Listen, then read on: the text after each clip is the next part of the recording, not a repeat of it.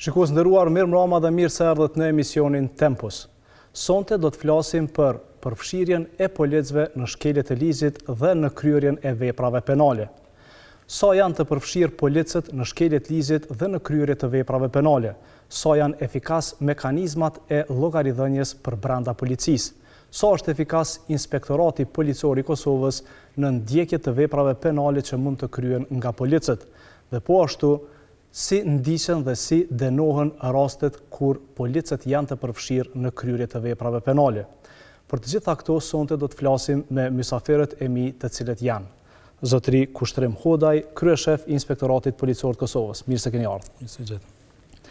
Është zotëri Akrem Raci, drejtor për hetimet të brendshme dhe verifikim të së kaluarës në Policinë e Kosovës. Mirë se keni ardhur. Mirë se gjetë. Është kolegja ime hulumtuese nga Instituti i Kosovës për drejtësi, zonja Gzime Hashani. Mirë se ke ardhur. Mirë se gjetë. Dhe po ashtu kolegu nga shoqëria civile, nga Qendra Kosovare për Studime të Sigurisë, zotëri Plator Avdio. Mirë se ke ardhur. Mirë se gjetë. Po ashtu me neve janë si zakonisht edhe studentët të cilët gjatë emisionit do të kenë mundësi që të shtrojnë pyetje për panelistët të cilët e kemi përzgjedhur këtë temë sonte për të diskutuar. Lidhe me këtë temë do të kemi edhe pyetje nga ta. Atëherë po fillojmë fillimisht me rastin e fundit, i cili ishte një rast tragjik ku patëm një polic të vrarë për shkak të një përfshirje të disa policëve në një ndaj ku përfundoi tragjikisht. Kryeshef, ju i keni zhvillu hetimet dhe jeni ende në proces, a mund të na informoni se çfarë ka ndodhur sakt në këtë rast? Po, faleminderit. Ne siç që kemi njoftuar dhe publikun me komunikatat dhe komunikimet që kemi pas deri tani me mediat lidhur me këtë rast, në momentin e parë që inspektorati policor është njoftuar përmes linjës së kaltër apo numrit online që funksionon pa pagesë për paraqitjen e ankesave raste në IBK, kemi dalë në vendin e ngjarjes dhe kemi marrë gjitha veprimet hetimore në autorizimin dhe në konsultim me prokurorin e shtetit. Sigurisht që para se të arrijnë zyrtarët e IPK-s, atyvish kanë dalë në vend ngjarje njësitet relevante të policisë Kosovës, cilët kanë bërë sigurimin e vendit ngjarjes dhe kanë marrë masat e para që korrespondojnë me kryesisht sigurimin e vend ngjarjes dhe identifikimin e personave apo që kanë qenë pjesëmarrës aty. Fatkeqësisht ka qenë rast që ka përfunduar me humbjen e një jete të një zyrtari policor, rast tragjik. Janë arrestuar 6 punonjës apo zyrtarë policor që kanë qenë pjesëmarrës në atë ndej private dhe gjithashtu është rekomanduar suspendimi të gjithë zyrtarëve apo të gjithë punonjësve që kanë qenë pjesëmarrës. Është arrestuar Dorasi dhe janë arrestuar 5 punonjës të cilat dyshohet që kanë shti apo kanë përdorur armë të zjarrit për qëllime ashtu festive, ndërkaq ndaj zyrtarëve të tjerë që kanë qenë pjesëmarrës gjithashtu po hetohet për veprën penale të moslajmërimit të veprës penale. Pra, ajo që ka ndodhur në këtë rast është që ka qenë një ndaj private ku kanë qenë të shoqëruar disa zyrtarë policor të cilët i kanë përdorur armë të tyre në kundërshtim me ligjin. Pra, i kanë tejkaluar autorizimet e veta, thjesht privatisht duke ndenjur i kanë shfrytzuar ato armë për tu kënaqur, nëse mund të themi kështu. Sigurisht. Edhe në fund kjo ka përfunduar tragjikisht. Ky është një rast që është akoma në hetim e sipër, mirë për në bazë të informatave që kemi arritur të sigurojmë deri më tash në bazë veprimeve hetimore, rezulton që kjo ka qenë një ndej private gjatë vazhdimit të ndjes apo pirjes alkoolit apo des disa zyrtarëve kanë filluar të shkrepin me armë kështu në ajër. Mirë po vrasja me gjas ka ndodhur gjatë manipulimit me armë të njërit nga zyrtarët gjatë kohës sa kanë qenë brenda dhe aksidentalisht ka shkrep arma dhe fatkeqësisht ka humbur jetën e. Pra, dyshimet janë që kjo vrasje ka ndodhur aksidentalisht dhe nuk ka motive tjera që. Po, kallëzimi penal është bërë në drejtim të dyshimit për veprën penale vrasje pa dashje apo aksidentale. A ka raste të shpeshta kur na dehen kështu policët edhe dalin nëpër kësi ndaja private? Po, tash fatkeqësisht ka raste ku zyrtarë policor kanë tejkaluar autorizimet ose kanë përdorur pajisjet dhe kanë rënë ndesh me ligjin edhe në këtë lloj të veprave penale. Sigurisht që kurdo që kemi pas informacione apo kurdo që paraqitin informacione të tilla, këta hetohen dhe ndërmerren masa të shpejta. Faleminderit. Zoti Raci, çfarë mekanizma ka policia e Kosovës që në një farë forme t'i kontrolloj zyrtarët e vet policor që mos të bien ndesh me ligjin dhe në këtë rast mos të përfshihen në këso raste ku edhe mund të përfundojnë siç ka përfunduar rasti i fundit tragjikisht? Lidhur me këtë ngjarje, unë do të fokusohena më shumë sa i përket akteve nënligjore të cilat të rregullojnë çështjen e përdorimit të armëve zjarrit, çështjen e trajnimit zyrtar policor sa i përket përdorimit të armëve zjarrit dhe çështjen e disiplinës. Sa i përket çështjes apo akteve ligjore me të cilat rregullohet kjo çështje, është e paraportur me ligjin e policisë dhe udhëzimet që dalin apo burojnë nga ligji i policisë. Gjithashtu përveç atyre udhëzimeve ne kemi edhe disa rregullore, në këtë rast kemi një rregullore për operativ, e cila e rregullon në mënyrë qartë çështjen e përdorimit të armëve zjarreve, sigurimit, bartjes. E gjithashtu kemi edhe rregullore të tjera të cilat e trajtojnë çështjen. Me udhëzimet administrative, të cilat janë të listuar sa i përket çështjeve të përdorimit të armëve zjarrit, rregullave të përdorimit, të gjithë zyrtarët policor janë të njoftuar apo njoftohen gjatë gjithë kohës që janë në shërbim.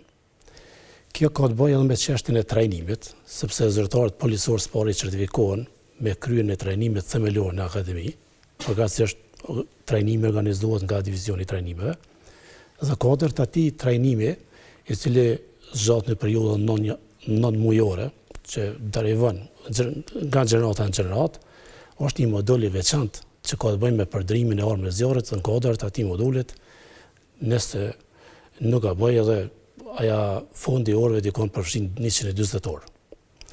Ndërsa se përveç kësaj çështje, pasi certifikohet në aspektin teorik zyrtari policor për 2 vite trajnimit praktik për cilët sa i përket kryerjes së autorizimit policor edhe për mbajtjeve të rregullave të policisë. Mas 2 vite? 2 vite është trajnimi praktik. Po, mas 2 vite? Pas 2 vite ai avancohet kuptimin e pavarësimit, do të thotë kuptimin e certifikimit si zyrtar i pavarur i cili është në aspektin profesional i gatshëm për kryen e të gjitha detyra policore. Sa po respektohen krejt këto udhëzime, krejt kjo regulativ ligjore pra nga ana e zyrtarëve policor? Vetëm edhe një çështje kisha ashtu sa i përket të trajnimit. Ka mrena vitit, periudhën kohore 15 deri në 18 muaj, është e parapunte gjithë zyrtarët të kalojnë në procesin e ricertifikimit. Pjesë e këtij procesi ricertifikimit është edhe përdorimi i armëve zjarrit. Do të thotë çdo zyrtar baza pej 12 deri në 18 muaj certifikohet sa i përket sigurisë, përdorimit, mbajtjes të armëve zjarrit.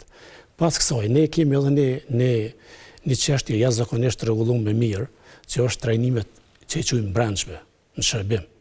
40 orë trajnim i ka obligative zyrtari mrena vitit kalendarik të mbajë. Ato 40 orë identifikohen nga mbikëqyrësit e tyre, nga komandantët e stacioneve, komandantët drejtorët rajonal dhe mbas të aty në nevojave organizohet trajnimi. Kur kompletohet kjo çështje, atëherë policia e Kosovës e ka të ndërtuar mekanizmat sa i përket aspektit disiplinor. Unë të flas për 3 mekanizma. Kemi drejtorinë për hetimet e brendshme që zhvillon hetime disiplinore. Po, zoti Raci, se ndoshta një pjesë e këtyre informacioneve dhe janë të njohura për publikun, nuk është që deri tash në përgjithësi në shumë sektor, në këtë rast edhe të sigurisë, na kanë mungu rregullat ligjore dhe na kanë mungu mekanizmat për me pas një kontroll të zyrtarëve. Mirë po ajo që ka mungu në vazhdimsi, po mungon në shumë institucione, është zbatimi i gjithë kësaj rregullative ligjore dhe efikasiteti i këtyre mekanizmave për të kontrolluar sjelljet e në këtë rast zyrtarëve policor. Sa po i respektojnë zyrtarët policor? Mbas të hetimeve të cilat i kemi zhvilluar deri tanishme, dhe hetimet që janë duke zhvilluar dhe aktualisht, duke osirën e të kaluarën e rasteve të cilat i kemi trajtuar, unë vetëm mund të konfirmoj se ne kemi shumë kategori të shkeljeve disiplinore dhe enkas sa i përket përdorimit tonë me zjarrit i kemi 8 kategori, 8 lloje të shkeljeve. Dhe këto vitet e fundit, nëse i shiqojmë statistikat, për 5 vitet e fundit sa i përket përdorimit tonë me zjarrit, mbartjes, posedimit, ne kemi afërsisht 34 raste. Po këto 34 raste nuk kanë të bojnë vetëm me përdorim të armëve zjarre jashtë detyrës zyrtare. Këto kanë të bojnë edhe me raste tjera, sa i përket humbjes, sa i përket dëmtimit, sa i përket bartjes në aspektin privat, pas kryerjes së detyrës zyrtare, dhe rastet dhe situata tjera ngjashme. Në mesin e këtyre rastet cilat i kemi hetu dhe kemi ardhur si drejtoria e timit të brendshëm në përfundim se ekzistojnë shkelje disiplinore, ne kemi rekomanduar masa disiplinore në komisionin disiplinor. Dhe komisioni disiplinor enkas në situatë ngjashme, sikur kjo që ka ndodhur që zyrtarët policor kanë përdorur armën jashtë detyrës zyrtare, ne kemi raste kur i kemi rekomanduar dhe është aprovu rekomandimi jonë ndërprerje marrëdhënies punës. Kjo nuk kupton se ne jemi shumë rigoroz në aspektin e disiplinës, marrjes masave dhe disiplinimit të zyrtarëve policor sa i përket përdorimit domethënë me zjarre në këtë rast, posaçërisht po dhe raste tjera disiplinore. Faleminderit zoti Raci. Zonja Ashani, në këtë rast po shohim veprime të zyrtarëve policor të cilat bien ndesh me ligjin, këtë rast hyn edhe në sferën kriminale. Sa këto raste ndikojnë në imazhin e policisë të Kosovës edhe qytetarët që presin nga policia të jenë zbatues të ligjit kur i shohin si shkelc, si ndihen? Po natyrisht, pra policia e Kosovës është gardian për mbrojtjen dhe zbatimin, pra mbrojtjen e qytetarëve dhe zbatimin e ligjit. Dhe raste të tilla si ky i fundit shpërfaqin mos respektim të dispozitave ligjore, duke nisur, siç e përmendi edhe folsi paraprak, të ligjit për policinë, pastaj udhëzimit administrativ mbi përdorimin e armëve dhe akteve të tjera nënligjore, pra krahas këtyre. Pra në këtë rast, pra ky rast i fundit ka shpërfaqur në anën tjetër ndoshta edhe një mungesë të profesionalizmit nga ana e zyrtarëve policor, ndonse u theksua se ata vazhdimisht janë pjesë e trajnimeve dhe kalojnë nëpër disa faza derisa të vinë në një stad ku ata konsiderohen të gatshëm për ushtrimin e autorizimeve publike të cilat ua beson kushtetuta, ligji dhe aktet e tjera nënligjore. Mirë, por në këtë rast ndoshta edhe do të ngriteshin dilema qoftë sa i përket mënyrës së trajnimit, apo qoftë sa i përket edhe interesimit të zyrtarëve policor në marrjen e të gjitha informatave të mjaftueshme lidhur me mënyrën se si do të veprohet tutje. Në anën tjetër, duhet të theksojmë se raste si ky i fundit apo raste të tilla të ngjashme ndikojnë në zbehjen e besimit të qytetarëve në institucionet e drejtësisë, ndonse e dim se institucioni i policisë së Kosovës është njëri ndër institucionet më të besueshme, por dihet që edhe ky institucion ka probleme me integritetin. Faleminderit. Zoti Avdiu, pikërisht në këtë pjesë keni bërë hulumtime për sa i përket integritetit të policisë së Kosovës. Rastet si ky dhe rastet më herët, çfarë flasin për integritetin e policisë? Po tash ky rast sigurisht nuk është i izolum dhe hyn ndoshta në atë korpusin e shkeljeve ligjore që kanë ndodhur, do thotë vit pas viti nga zyrtarët policor. Është një rast një jashtëzakonisht i rënd, i cili do thotë pavarësisht që ka nisë hetimet nga inspektorati policor dhe besoj që pastaj do t'i vazhdojë edhe prokuroria, po megjithatë ngrej shumë pikpyetje në kuptimin e asaj se çfarë armë është përdorur, do thotë ka qenë armë zyrtare e policisë ajo, po e polisit relevant i cili ka shkrepat armë apo ka qenë private, dhe në dy ngrej çështje të mëdha, do thotë te profesionalizmi, sepse pavarësisht asaj se a kanë qenë të dehur apo nuk kanë qenë të dehur, megjithatë zyrtarët policorë edhe kur janë jashtë detyrës zyrtare në farë mënyrë janë polic, janë në detyrë zyrtare megjithatë. Dhe në anën tjetër, ajo që ka ndoshta edhe ky rast pe tregon është që po mungon një zinxhir i qartë i përgjegjësisë brenda policisë. nuk mjafton, mendoj që vetëm do thotë sepse janë konfiskuar gjitha armët që kanë qenë do thotë në atë ndaj të atyre policëve dhe 6 prej tyre janë arrestuar, ku njëri prej tyre është dorasi dhe të tjerë do thotë edhe janë suspenduar me rekomandimin e inspektoratit policor. Po megjithatë përgjithësi kanë edhe eprorët, mendoj. Eprorët e këtyre zyrtarëve. Çfarë përgjithësie sipas jush kanë? Po mendoj që është një farlloj përgjithësie dhe jo vetëm të ky rast, sepse domethënë ky rast nuk bën përjashtim. Kemi edhe raste tjera kur ka munguar adresimi i përgjegjësisë, do thotë në vijë strukturore brenda policisë, sepse do thotë një shkelje nëse ndodh, megjithatë përgjegjësia ekziston edhe tek eprorët brenda policisë. Dhe mirë po mendoj që problemi është ma sistemik këtu. Mendoj që problemi është tek rekrutimi i policëve së pari, sepse ne e pam që këta policë ishin të ri. Të paktën një viktima ishte 24 ose 25 vjeçar, që tregon se ndoshta ishte me një grad jo tepër të lartë dhe ndoshta jo dhe shumë i informuar, do thotë se çka do thotë të jesh policë dhe të marrësh pjesë në një ndaj zyrtare që nuk është keq, nëse je jashtë detyrë zyrtare dhe merr pjesë në një ndaj, po ke edhe armë vete dhe gjithmonë prezenca e armës mund ta rrezikoj gjithmonë atë hapësirën ku do thotë vepron, pavarësisht a është ajo ndaj apo çka do.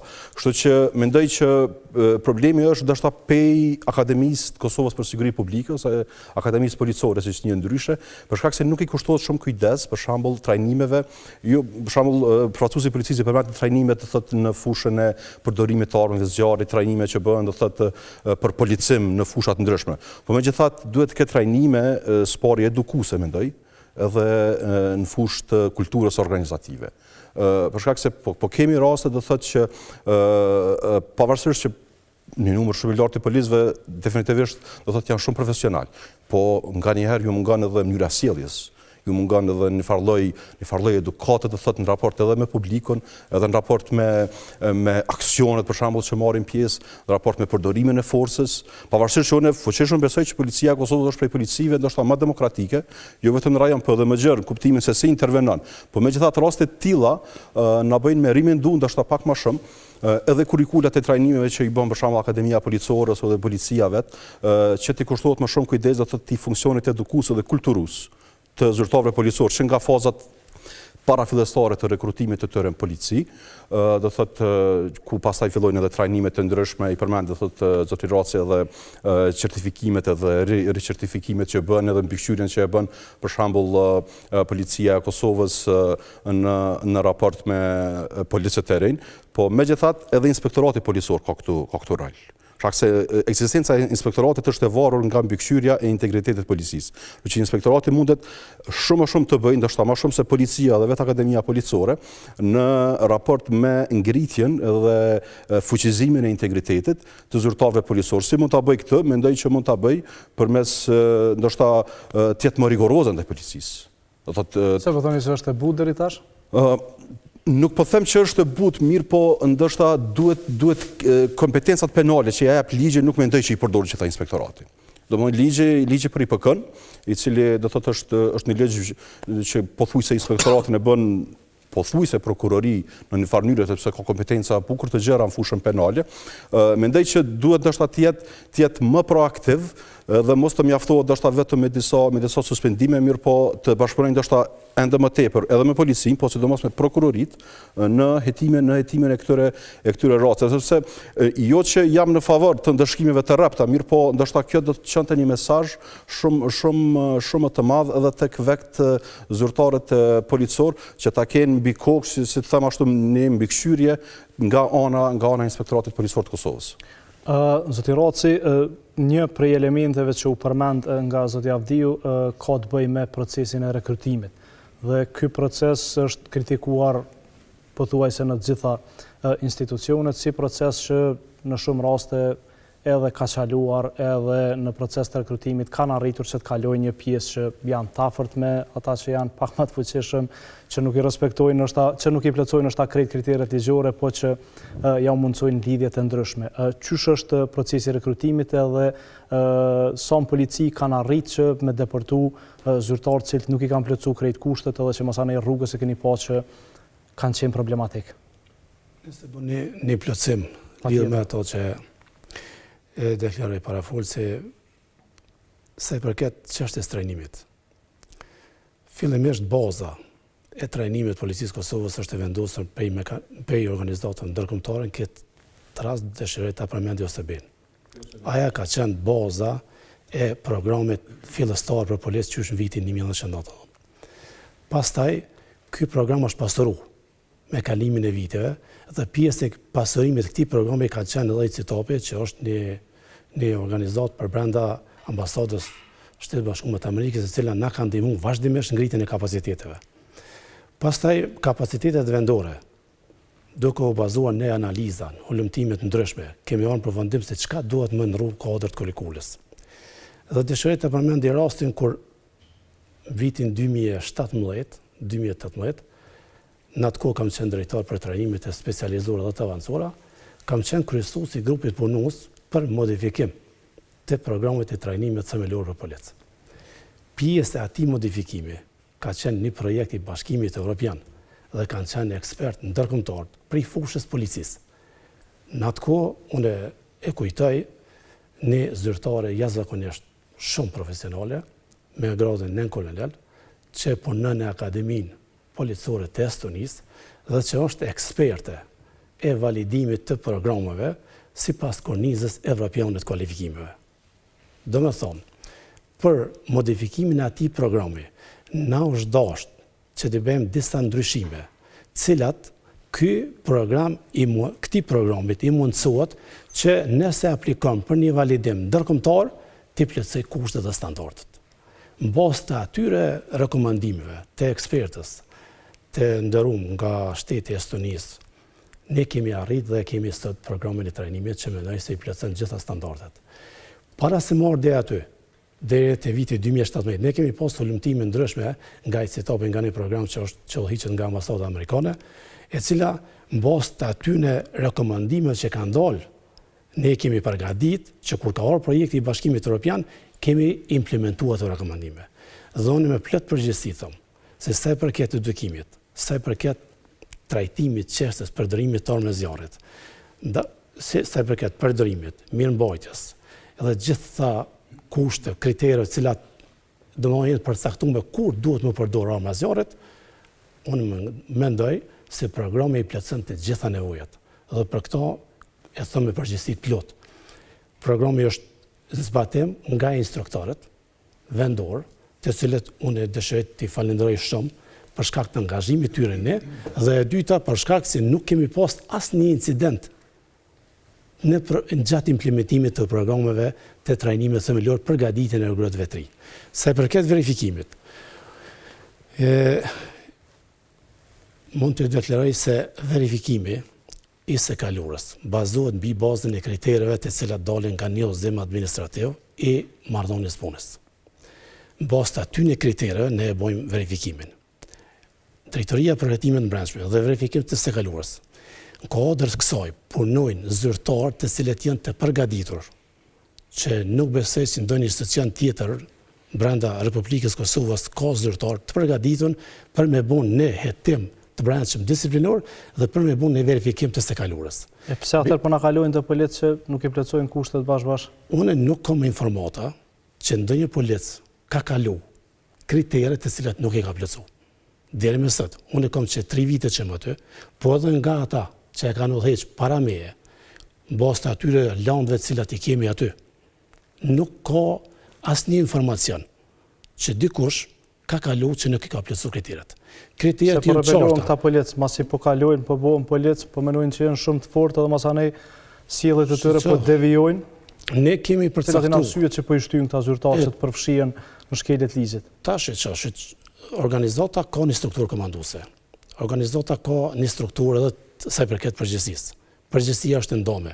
Në aspektin privat, pas detyrës zyrtare, zyrtari policor nuk e ka obligim me pas armë vete. Kjo është çështja e tij. Po obligative nuk është. E para, e dyta, zyrtarët policor kur morrin pjesë në përndaja, nëse mendojnë që të konsumojnë pije alkoolike, nuk kanë drejt me pas armën zyrtare me vete. Kjo është e njëjtë sikur e marr një rast shumë thjesht të rasti patent shoferëve. Nëse jeni vozit dhe konsumoni alkool, nuk keni drejt me vozit. E njëjta na kemi zyrtari policor i cili shkon në ndaj dhe planifikon apo konsumon pije alkoolike, duhet të jetë i vetëdijshëm se armën zyrtar nuk ka drejt me pas me vete. Nëse vërtetohet që gjatë ndaja zyrtare ka konsumuar alkool dhe ka pas armën zyrtare me vete, bëhet iniciimi disiplinor dhe bëhet hetimi prej zyrtarëve të cilët janë të profilizuar, të trajnuar. Hetimi disiplinor nuk është bukur kompleks, nuk është i thjesht, është i ngjajshëm me hetimin penal. Unë mund të them se zyrtarët policorë të cilët e kryejnë hetimin të së kaluarës janë jashtëzakonisht edhe janë profesional, po dhe janë kalojnë nëpër shumë sfida në mbledhjen e informata me qëllim të argumentimit. Pasi të shkojmë të argumentimi, na procedojmë lëndën të kompletuar me një rekomandim. Ne kemi shumë raste, besoj se jeni të informuar, kemi shumë raste të cilat i kemi verifikuar dhe të cilat janë rekomanduar dhe ju kanë tepër marrëdhënie punës zyrtare policor. Sa raste disiplinore i kemi, zoti Raci, ndaj policëve edhe çfarë masash deri tash janë shqiptuar? Çfarë shifrash kemi të cilat mund të reprezentojnë? Për shembull për vitin 2021. Në një kategori apo në përgjithësi po flet? Përgjithësi. Ta dim sa i kemi të përfshirë në shkelje disiplinore zyrtarët policor. Ne që gjatë vitit i kam disa statistika këtu në studio dhe të pak. Gjatë vitit 2021 kemi pasur në numër të ankesa mbi 1000 ankesa, të cilat i kemi trajtuar. Dhe gjatë atyre trajtimeve, në bazë të statistikave të cilat i kemi, dikon 49% të rasteve nuk kanë mund të argumentohen që kanë ekzistuar shkelje disiplinore. 49%, desa 31% i kemi rastet të cilat janë argumentuar dhe të cilat ne i kemi rekomanduar për shkeljet të mosat disiplinore. Nëse në konë janë 1000 ankesa, përbjen ja 310 ankesave që janë vërtetu. Janë vërtetu. Tash, për një vend si Kosova, po i bjen një numër bukur i madh. Po tash ne do të flasim në dy aspekte këto. Ne kemi shkeljet të rënda disiplinore dhe shkeljet e lehta. Në kategori e zyrtarëve nuk kemi mund të argumentojmë shkeljet të rënda disiplinore. Kemi argumentuar shkeljet lehta disiplinore të cilat janë disa kategori. Bartja mos bartja e kapelës? Jo, nuk ka të bëjë me bartje mos bartje. Ajo është njëna prej atyre, shkeljet disiplinore. Mirë, po si rastet që ka raste ndryshme, të cilat domethënë kategorizohet si shkelje lehtë disiplinore në mungesë të argumentimit të shkeljes së disiplinore. Mirë, po për zyrtarët të cilët kanë qenë të përfshirë në aktivitete të quajnë në veprimtari penale, e të cilat kemi dëshmi qoftë nga organet kompetente. Në këtë rast, do të ashtë një situatë shkurt. Të gjitha çështjet që kanë bëjnë me aspektin penal, pas përfundimet e hetimit nga Inspektorati Policor i Kosovës, lënda procedohet në Drejtorinë për Hetimet Brendshme. Ne pasi e pranojmë atë lëndë dhe dërgojmë tek hetuesi, është një analizim. A mund ta procedojmë lëndën në aspektin disiplinor pa prit përfundimin në aspektet penal? Kjo varet prej dëshmimeve që nxjinë lëndë, edhe nëse dëshmojmë, nëse ekzistojnë dëshmit, edhe i sigurojmë ato dëshmi, ne nuk presim vendimin në aspektin penal, po shkojmë me ndërprerje marrëdhënies punës në aspektin disiplinor. Rastet kur ne nuk mund të argumentojmë në aspektin disiplinor, sepse janë të ndërlidhur me aspektin penal, ne jemi të autorizuar, të obliguar ta presim në vendim të përfundimin e asaj procedure. Kur e sigurojmë këtë vendim, momentin që ne kemi vendime kur ata shpollën pafajshëm. Ne kemi vendime kur ata dënohen me muaj burg, të cilat kthehen në dënime me gjub.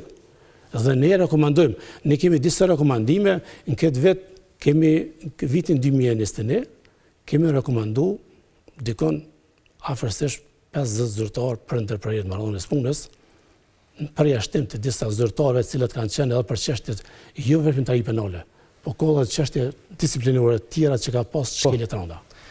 Zoti Hodaj, si e shihni ju duke qenë në krye të Inspektoratit Policor të Kosovës, në përgjithësi integritetin e policisë të Kosovës dhe sa i kemi të përfshirë në shkelje zyrtarët policor?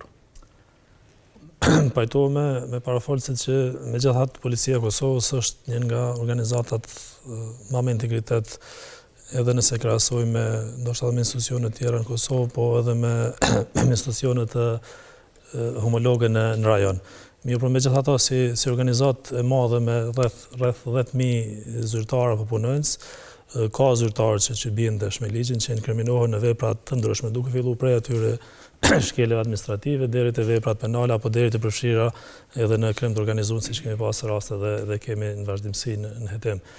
Është vërtet që policia ka mekanizma mbikëqyrës edhe të brendshme edhe të jashtëm, është përparësi, është e përsi që jemi një nga shtetet ndoshta të rralla në rajon që kemi kriju qyqherët një institucion të pavarur mbikëqyrjes dhe të hetimit të policisë, siç është Inspektorati Policor i Kosovës, dhe unë konsideroj se fuqizimi i këtyre mekanizmave edhe të brendshme, po edhe fuqizimi i inspektoratit me burime njerëzore, me rritje të profesionalizmit dhe të efikasitetit, ka më ndikuar që me ul nivelin e zyrtarëve policor që inkriminohen dhe me rrit integritetin e policisë, duke bërë kështu policinë organizat ma të besueshme. Nëse marrim numrin e ankesave, është vërtet që ka në rritje 2 vitet të fundit dhe këtë vit që po hyjmë tash, ka një trend të nrritje bukur të madhe të numrit të ankesave. Për çka flet? Unë besoj që në bazë të analizave tona janë 2 aspekte. E para është që konsideroj që tashmë qytetarët e kanë të qartë një adresë se ku duhet të ankohen ndaj punës policisë apo ndaj shkelje eventuale, dhe besoj që është rrit besimin në Inspektoratin Policor të Kosovës. Kjo është një prej faktorëve. Faktori tjetër konsideroj që rritja e aktivitetit policor edhe sa i përket masave anti-Covid ka shtu aktivitetin e policisë dhe ka prodhuar edhe pakënaqësi në disa raste në zbatimin e këtyre masave, siç kanë qenë përdorimi i maskave, kufizimit në lëvizjes apo mbylljes lokale dhe këto kanë kriju pakënaqësi të qytetarëve dhe është rritë një numër i konsiderueshëm i ankesave ka të bëjë edhe me këto ankesa. Unë konsideroj që është e rëndësishme që kurdo që inspektorati apo mekanizmat mbikëqyrës kanë informacione për përfshirjet zyrtarë policor, të hetohen në mënyrë efikase, të hetohen në mënyrë profesionale dhe të veprohet shpejt dhe ashpër ndaj atyre zyrtarëve që shkelin ligjin, dhe kjo besoj duhet të jetë pastaj masë edhe preventive dhe proaktive për raste të tjera, që të jetë domosdoshmë të dihet qartë që nëse një zyrtar bën ndesh me ligjin, sepse siç e tha edhe Zoja, kur një qytetar bën një shkelje në vepër penale, sigurisht që është e rëndë, por kur e bën një zyrtar policor, kjo ka efekt shumë më të madh për shkak se janë persona përgjegjës apo janë të obliguar që ta zbatojnë ligjin, dhe kur këta bin ndesh me ligjin, sigurisht që te qytetarët krijohet një mosbesim. Po unë konsideroj prapë që nëse arrim të fuqizojmë këto mekanizma të kontrollit edhe në brendshme dhe të jashtëm, sigurisht që do ta ulim nivelin e krimit brenda policisë dhe kjo do të ndikojë që niveli i krimit edhe në shoqëri të ulet në përgjithësi. Zoti Avdiju, probleme me integritetin përveç policisë e Kosovës, ka pas probleme të integritetit edhe në Inspektoratin Policor të Kosovës.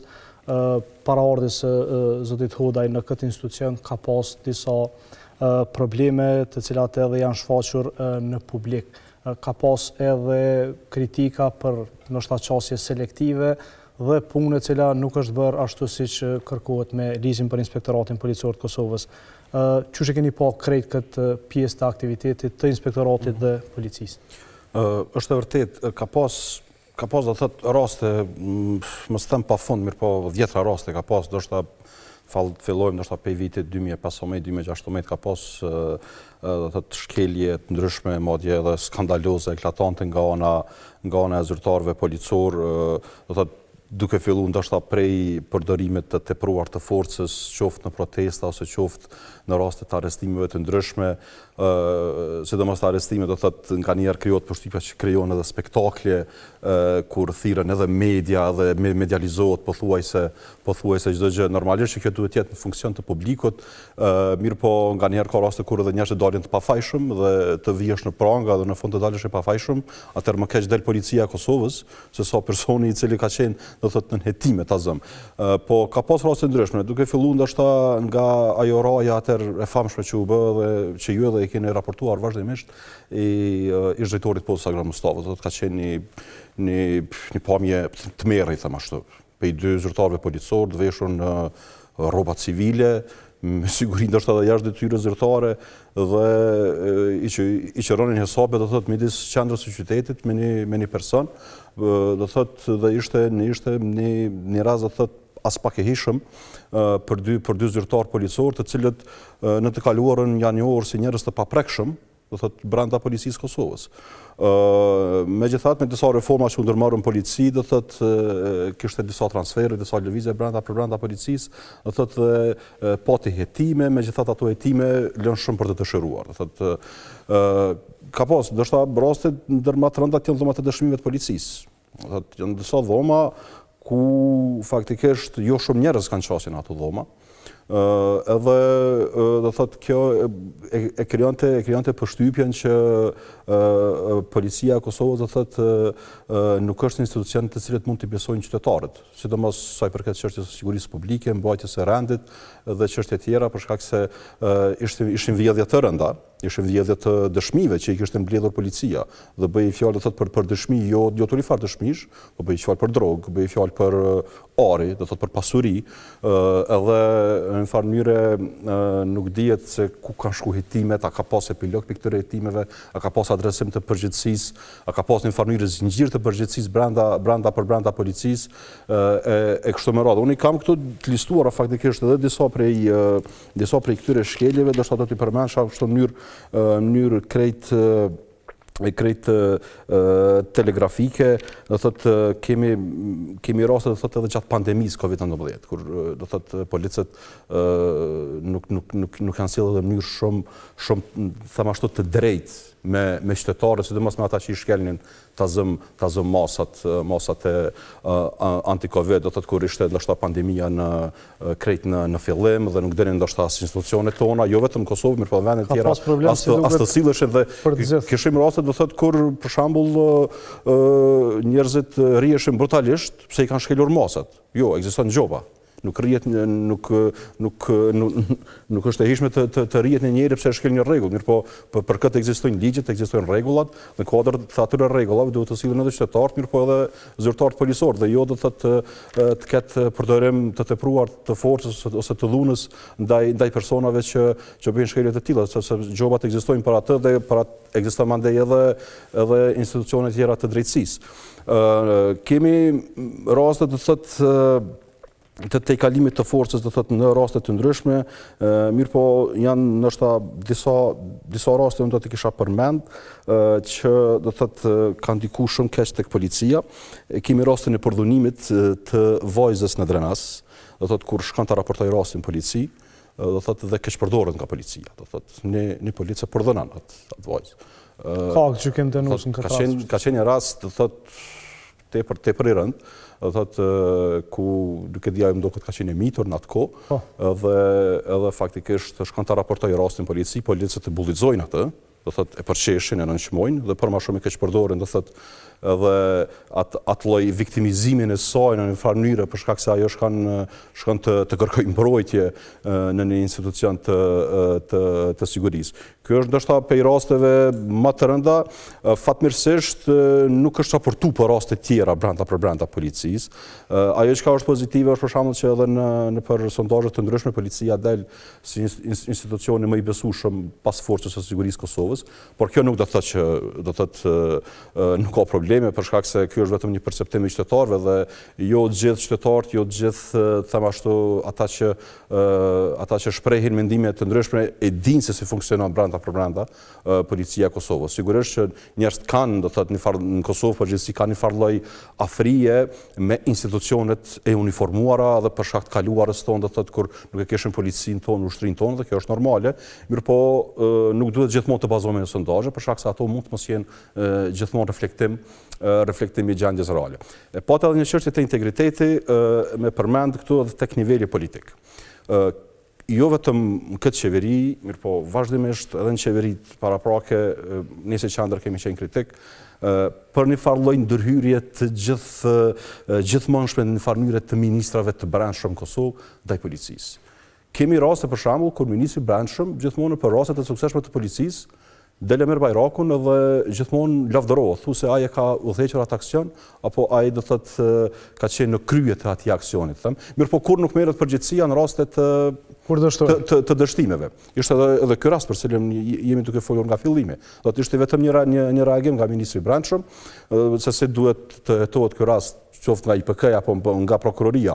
Mirë, po nuk ishte adresim të përgjegjësisë. Sepse nëse duhet të merret merita për sukseset, duhet të merret me farlloj edhe bara e përgjegjësisë edhe në raste të tilla. Kemi parë do thotë raste edhe të mëhershme, mirë po edhe tash do thotë kur tentohet në një farë mënyrë edhe të shkelit ligji i policisë, sepse ligji i policisë ja garanton policisë pavarësinë e vet operacionale. Dhe ne kemi pa tendenca të politikës që të ndërhyjnë edhe në çështjet operacionale të policisë. Unë e kuptoj, do thotë që gjithmonë ata që janë pushtet qeveria gjithmonë tentojnë që të ketë raportet e mira me policinë, sepse i duhet policia gjithmonë.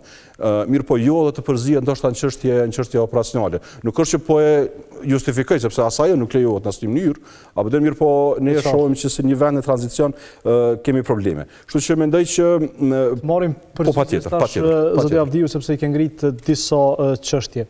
Zoti Raci, disa prej çështjeve që i ngriti zoti Avdiu kanë të bëjnë pra me një seri të shkeljeve ku përfshihen zyrtarët policor, prej asaj se në polici ka të fuqishëm, në një farë forme ka dhe të paprekshëm.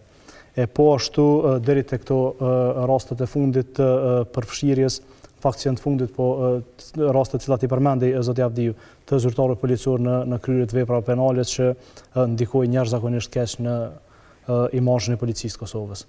Në këtë rast nështë edhe me i dhonë përgjigje se edhe në fillim e ngriti zoti Avdiu edhe çështjen e përgjegjësisë menaxheriale edhe të ky rasti i fundit që na ka ndodhur vrasja e këtij policit në Ninaj. Se përket aspektit disiplinor, të gjitha çështjet që adresohen, që ngriten, ato trajtohen dhe morrin epilogën.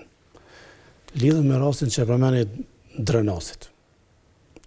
Ne kemi një vendim për brenda Policisë Kosovës dhe në bazë të hetimit disiplinor, rekomandimit tonë që e kemi dhënë Komisionin e Brendshëm disiplinor, edhe që është aprovuar nga Komisioni Ankesa, sepse ai ka të drejtën e ankesës, atij është ndërprej marrëdhënia punës.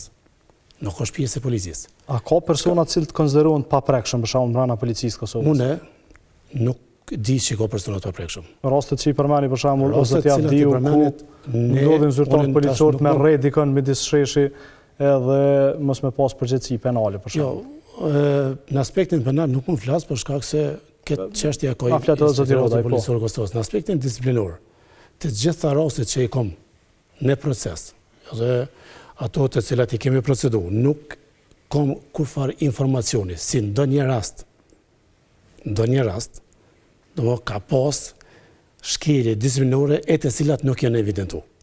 Nuk kam e para. E dyta, ka qenë një numër i rasteve të pezulluara si rezultat i veprimtarisë penale për cilat ne nuk kemi mujt me adresu në aspektin disiplinor, me përfundu hetimet. Dhe me gjatë vitit 2021, do më thonë, kemi marrë një iniciativë që gjitha rastet e cilat kanë qenë të pezulluara, të gjitha, pa përjashtim, janë duke u trajtu. Dhe unë mund t'ja thonë me përgjegjësi plotëse, ndoshta kjo është edhe me rëndësi më di sepse është folë shumë për rastet pezullume, të kaluamën, edhe pe aty në rastet pezullume, ne pe numrit total, ne aktualisht kemi dikon prafërsisht edhe 30% të rasteve të cilat i kemi në proces. Mbi 70% e rastet pezullume kanë përfundu. Tash nuk e di rastin për cilin i adresohet, nuk e di a është i përfundun, a është në proces. Një prej proceseve që vazhdimisht kritikohet zoti Raci në Policinë e Kosovës është procesi i gradimeve. Dhe vazhdimisht na shkruajnë shumë polic për padrejtësi të shumta të cilat ata i përjetojnë për shkak se edhe pse i kanë plotësuar kushtet nuk gradohen, edhe një pjesë cilët nuk e kanë merituar janë graduar. Në këtë rast ka shumë zyrtarë pra që kanë ankesa të kësaj natyre. Çfarë ndodh me procesin e gradimeve, sepse për një kohë kemi pas edhe një farë pauze brenda Policisë Kosovës ku nuk ka pas gradime, dhe po ashtu njerëz cilët nuk i kanë gradat adekuate udhëheqin pozita cilat nuk janë ekuivalente me gradat e tyre. për këtë çështje e kam problem të flas për shkak se nuk kem boleja të fush. Mirë, po çka unë mund të them, është që nëse ka pas ankesa dhe nëse janë proceduar ato ankesa, unë jam i bindur me përgjegjësi plotë të them që janë trajtuar në aspektin disiplinor dhe në marr mosa. Nëse ka pas ankesa në drejtim që ju ka bëa pa drejt, që e vlerësu, apo që gjatë verifikimit ka dështu, sepse pjesë e procesit gradimit është edhe pjesa e verifikimit. Nëse ai ka dështu në proces të verifikimit, secili zyrtar i din cilat janë kriteret kur aplikon, edhe din si pjesë e procesit të gradimit është edhe verifikimi. Nëse ai ka pas ndonjë shkelje tron disiplinore, ndonjë rast hapun disiplinor, nuk mund të gradohet pa u sqaruar dilema, pa u sqaruar domos supozimi për shkeljet disiplinore. Nëse ai, domethënë, gjatë hetimeve gjenden argumente të cilat e mbështesin rekomandimin se ka mos tron disiplinore, lidhur me atë mosa e merrni, i shqiptohet mosa disiplinore nga Komisioni i Brendshëm Disiplinor dhe ajo është pengesë nëse përket çështjes gradimit. Po më shumë nuk flas këtë drejtim se nuk e mbulej këtë fushë. E qartë, nuk e keni pozitën është për cilën mundi me fol megjithëse jeni nga Policia e Kosovës. Para se të vazhdoj me juve, zoti Hodaj, me qenë se jemi në 20 minutat e fundit të emisionit, kisha dashur me marr nëse ka pyetje nga studentët, në këtë rast sonte të gazetarisë. Ka pyetje? Po, fillimisht mirëmbrëma juve. Pyetja ime për juve është se kemi parë zbatim selektiv të policëve dhe të ligjit, ku zyrtarët e ult policor janë dëshkuar për sjellje të vogla, ndërsa policët që janë përfshirë me rraje dhe vepra penale janë amnistuar. Pse ndodh kjo dhe a ka të fortë në polici që ndodhin këto gjëra dhe janë të paprekshëm? Pyetje tjetër? Pyetja tjetër është se cilat janë disa raste më reprezentative të sukseseve apo të dështimeve sipas inspektoratit të Policisë së Kosovës? Faleminderit. Zoti Hodaj, po ndalemi edhe te çështja që ngriti zoti Avdiu, por edhe studentja a ka të fortë në Policinë e Kosovës, sepse kjo përshtypje është kriju tu i pa disa prej rasteve që kanë qenë publike, edhe ndoshta prej veprimeve të cilat janë ndërmarrë, edhe ku kemi pas që disa janë dëshku, disa nuk janë dëshku, që në publik janë kuptuar si të amnestuar. Kuptoj dhe pajtohem që disa raste në kaluar kanë ndikuar që të krijohet ndoshta ky percepcion edhe të qytetarët.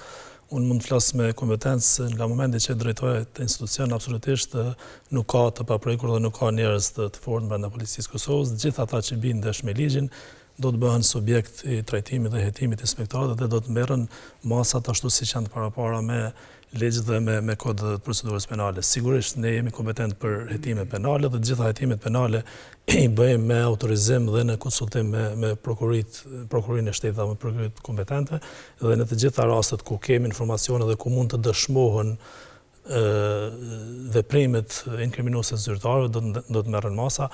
Kemi trajtuar raste prej niveleve të zyrtarëve policorë në nivelit bazik deri te gradat më të larta të policisë dhe këtë kemi dëshmuar edhe në rekomandimet për suspendim dhe në kallëzimet penale që kemi ngrit për nivelet të ndryshme të policisë. Cilat janë rastet më reprezentative si të suksesit, por po ashtu edhe të dështimit sipas inspektoratit? Sa i përket suksesit, sigurisht do të flet më shumë përfaqësuesi i policisë. Ne jemi të thirrur të flasim për mos suksesin më shumë. Ne vlerësojmë punën e policisë dhe thash edhe në pjesën e parë që konsiderohet një nga policit që ka një sjellje kështu korrekte në raport me qytetarët.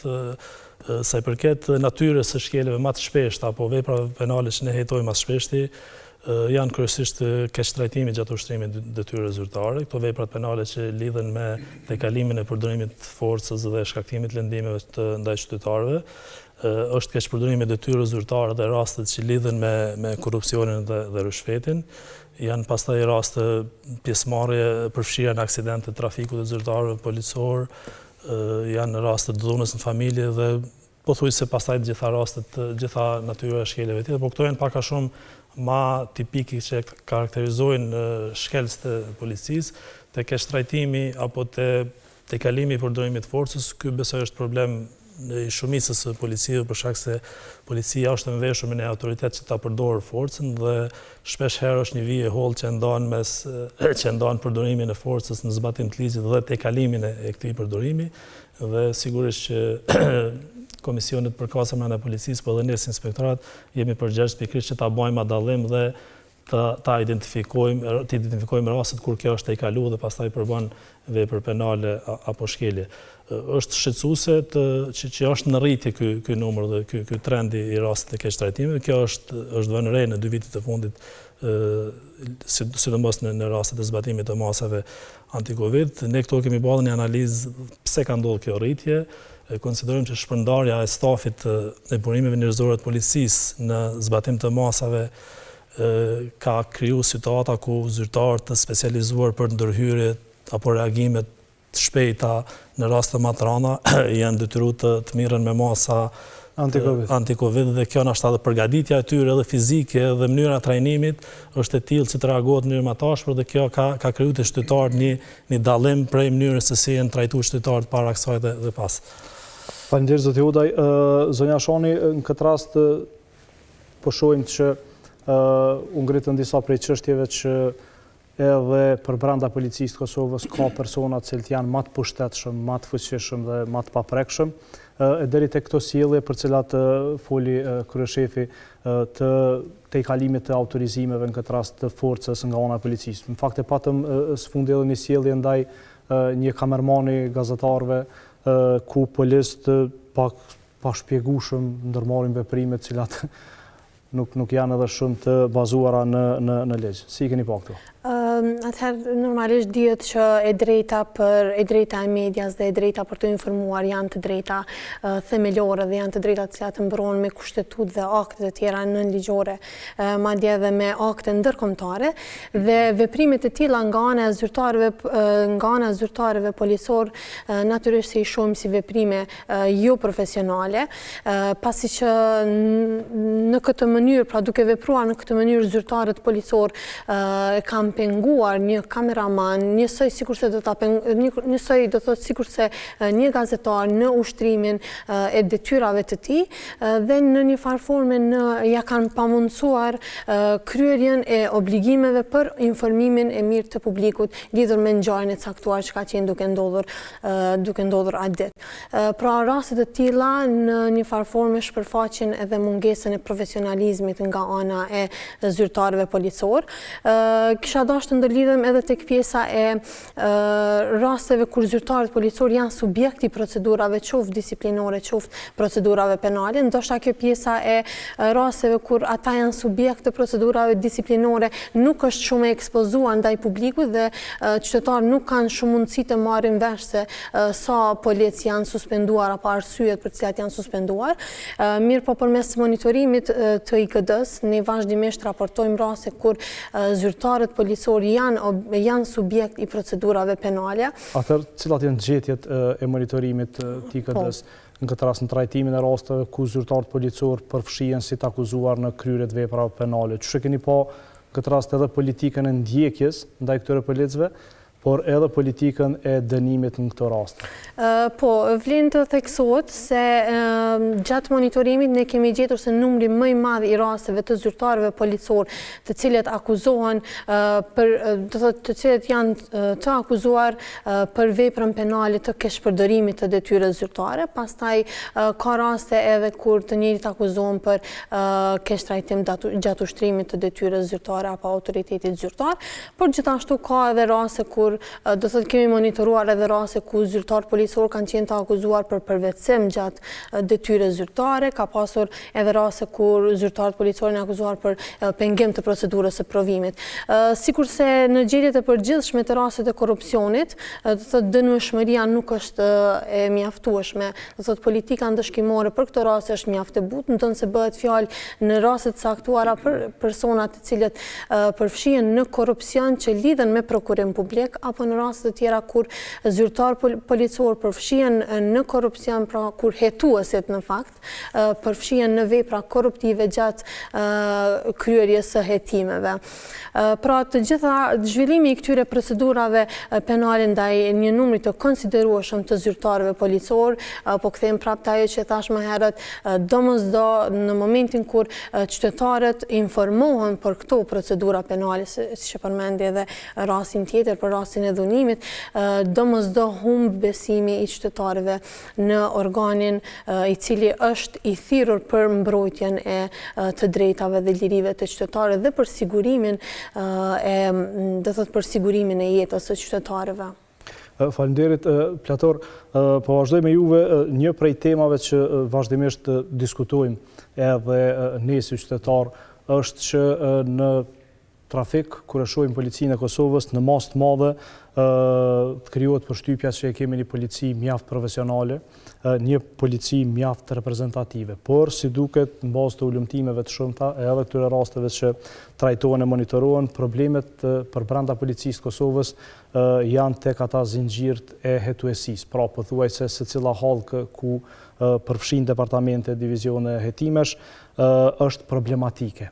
A është kjo sepse kanë një mundësi shumë atë madhe ligjore që të bëjnë kalkulimet shumëta, që ti te i kalojnë autorizimet e veta ligjore, edhe thjesht ti keq përdorin ato, apo pse ndodh që shumica e probleme pra janë në për këto departamentet e timeve? Po tash me që u fal për thema ashtu shkelje disiplinore, në trafik do thot ka mendoj që është një numër shumë i madh i shkeljeve disiplinore që bën edhe pej policëve të trafikut rrugor.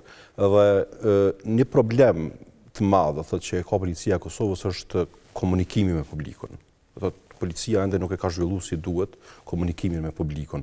Edhe kjo farë lloj mungese e komunikimit të duhur me publikun, po i bën ndoshta edhe them ashtu të trimërueshëm edhe vetë zyrtarët policorë që janë të involvuar në përshkelje të ndryshme disiplinore, për shkak se ato nuk publikohen, do thotë nuk dalin në publik, që dalin për shembull komunikimet e Inspektoratit Policor të Kosovës në rastet kur rekomandon suspendim ose në rastet kur inicion procedura penale. Përmendi komunikimin për shkak se ne si qendër vazhdimisht e kemi ngrit çështjen ta zëm për shembull të publikimit të dokumenteve të policisë. Jo çfarë do dokumente, mirë po për shembull policia deri vonë nuk i ka pas publikuar ta zëm aktet nënligjore që janë obligim për çdo institucion me publiku ato. Madje edhe Forca e Sigurisë Kosovës që është një institucion i sigurisë, edhe që ndoshta publikon më shumë se sa që ka nevojë disa dokumente, do thotë është më transparente se sa policia e Kosovës. Tash policia e Kosovës mbaj mend do thotë ka koha kur ka qenë drejtor zoti Rashid Çala i ka filluar me publikimin do thotë të dokumenteve nënligjore, megjithëse jo të gjitha, ndoshta nuk mund të publikohen edhe të gjitha sepse ka ndoshta diçka që nuk mund të dalë në publik. Mirëpo megjithatë mendoj që pyetja juaj do të lidhet direkt me çështjen do thotë në ne do thotë ndoshta se e shohin veten shumë të fuqishëm që janë në uniformë dhe kanë armë, do thotë edhe ajo mund të jetë, sepse ki lloj zyrtarësh policor do thotë që kanë në mendje gjithçka dhe janë do thotë u përmendu vetëm në trafik janë me mira policë. Do thotë tash nuk e di me numra saktë, mirë po është një numër shumë i madh i policëve të trafikut, edhe ka do thotë diversitet të madh edhe brenda strukturave të ndryshme të policisë.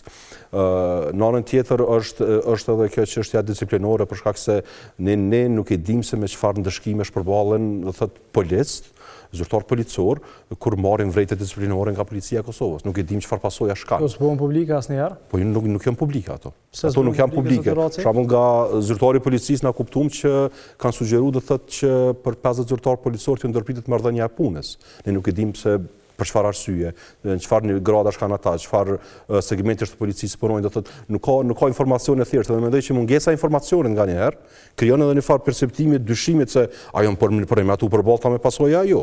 Apo din se është kryet puna apo nuk dihet. Po nuk dihet. Ta zëm atë tash ka dilema të ndryshme përderisa nuk ekziston informacioni i saktë, do thotë në publik, atëherë lindin edhe dilema edhe dyshime të ndryshme edhe nga vetë qytetarët, edhe mund të krijohen do thotë edhe skepticizma të ndryshëm, mosbesime të ndryshme ndaj zyrtarëve policor. Kështu që mendoj që policia duhet të punojë shumë, do thotë në rrafshin e komunikimit publik. Nuk mjafton vetëm raporti 24 orësh i policisë Kosovës për me tregu se çka kanë bërë do thotë zyrtar policor brenda 24 orë, për shkak se ajo është e pamjaftueshme, edhe ajo zakonisht ju dërgohet media. Mirëpo s'po flas vetëm në raportim të komunikimit me media, për shkak se zyrtar policor megjithatë janë transparentë, zëdhënës të policisë, jo vetëm do thotë në drejtorinë e përgjithshme të policisë, mirëpo në rajone të tjera ju përgjigjen media, ju përgjigjen organizatave qeveritare, mirëpo duhet të ketë ndoshta një transparencë të ashtu më të madhe të policisë, që ka ndodhur për shembull me këto rastet e shkeljeve disiplinore për cilat u fol. Ta pyesim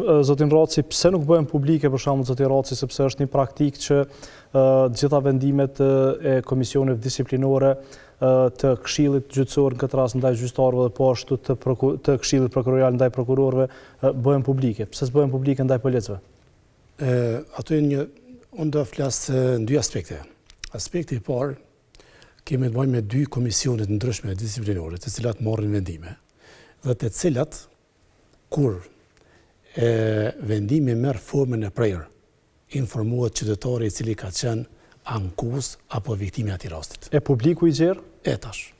Kjo është proces i cili ndodh. Tash sa i përket publikut, unë nuk e kam një urinë aktualisht, nuk mund të flas për këtë çështje për shkak se pse nuk publikohen ato për media, ose cila është arsyeja, ose në çfarë nivelli ato publikohen. Ishte mirë që ato të bëheshin publike, sepse nga këto publikime besoj që gjithë zyrtarët e tjerë policorë do të mësonin, se do të shihnin që një sjellje e tillë edhe mund t'ju kushtojë me largim nga puna.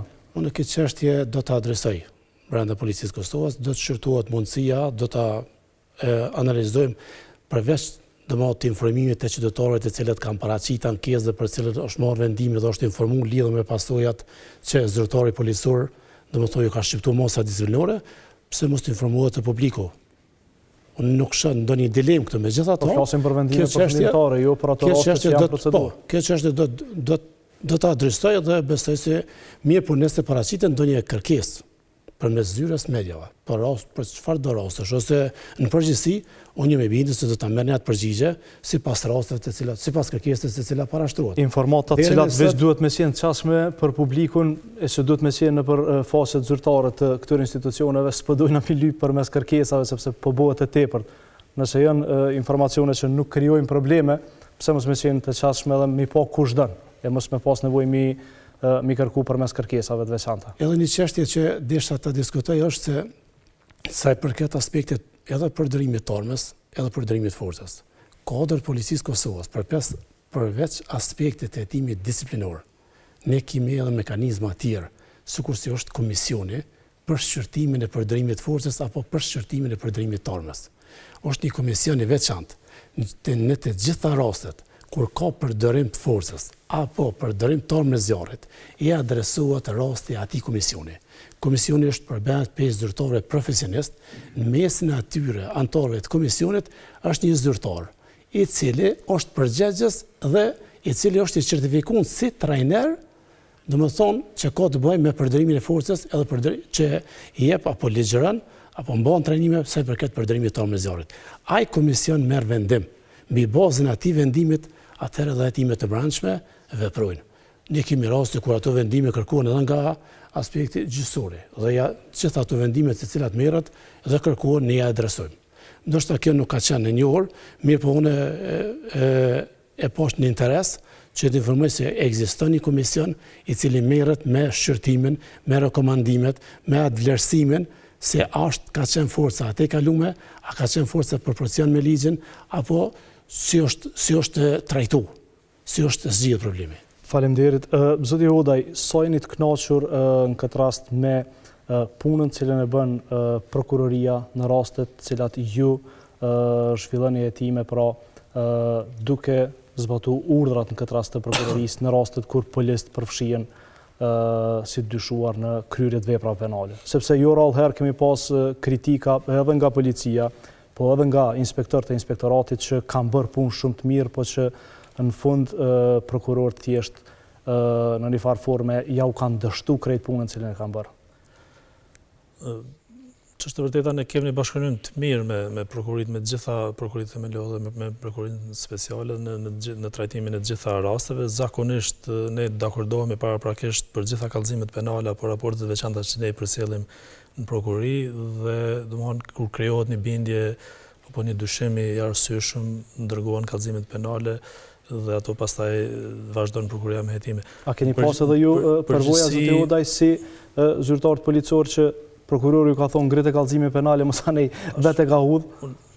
Mund të ketë raste të tilla, unë nuk dëshiroj tash për çfarëdo lloj dështimi të ndonjë rasti apo ndonjë kallëzimi penal ta hedh fajin te prokuria, për shkak se kjo mund të jetë edhe ashtu mund të jetë edhe dyanshme, për shkak se edhe prokurorët ankohen shpeshherë që policia apo edhe ne nuk i bëjmë hetimet mirë dhe nuk janë kallëzimet penale të kallëzimet s'po i ngrit një pa provim të argumentuara mirë. Po megjithatë ligji e jep mundësinë që të bëhen edhe kallëzimet penale edhe drejt për drejt edhe pa aprovimin e tyre. Në shumicën e rasteve ne zakonisht dakordohemi dhe pastaj është vlerësimi i prokurorit se si të vazhdohet më tutje. Kur ka raste, kur ka prova të mjaftueshme, zakonisht shkohet drejt për drejt në ngritje të akt akuzës. Ka raste kur kërkohen hetime shtesë apo veprime hetimore shtesë dhe ne i ndërmarrim dhe plotësohet. Sigurisht që ka raste edhe kur hudhet kallëzimi penal nga ana prokurorit. Ne si institucion mundohemi dhe punojmë fort që gjitha kallëzimet penale të jenë të bazuara dhe të jenë të argumentuara, për shkak se nuk insistojmë që të krijojmë numër të madh kallëzime penale apo të bëjmë arrestime spektakolare, të cilat pastaj do të përfundojnë me pushim të hetime apo me hudhje të akt akuzave. Unë jam shumë i përkushtuar që të kujdesem që secili rast, sidomos në rastet kur kemi edhe ndalim edhe arrestim, të jenë të argumentuara mirë dhe të kenë epilog pastaj dënues. Zoti Udaj, Zoti Raci, Zonja Ashani, Zoti Avdiu, i falenderoj për kohën dhe kontributin që dhatë. Kaq kishim kohë për këtë emision sonte. Shikues nderuar, kaq kishim kohë për diskutuar për këtë temë, pra për përfshirjen e policëve në shkeljet e ligjit dhe në kryerje të veprave penale. Gjithë ju që keni vërejtje apo sugjerime, mos hezitoni të na shkruani në adresën tonë elektronike tempus@koha.net. Deri në emisionin e radhës nga unë Beti Musliu, mirëmbëjtje.